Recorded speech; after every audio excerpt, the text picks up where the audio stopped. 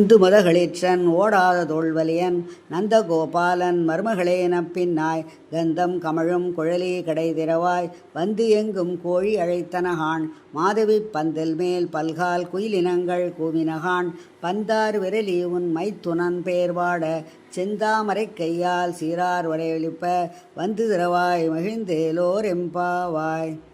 இந்த பாடலின் பொருளை பார்ப்போம்.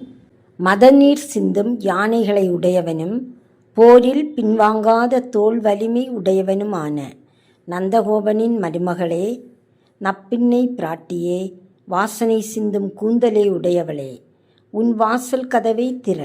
கோழிகள் கூவும் ஒலி நாலாபுறத்திலிருந்தும் கேட்கிறது.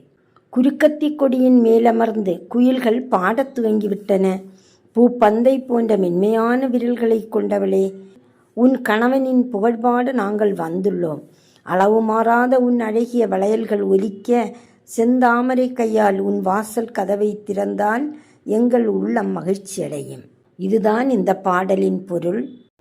திருப்பாவை பாடல்களை தினமும் கேட்டு படித்தால் மனதிற்கு ஏற்ற மாதிரி கணவர் அமைவார் என்பது உண்மையான விஷயம். ஆதலால் இந்த பாடல்களை மனப்பாடம் செய்யுங்கள்.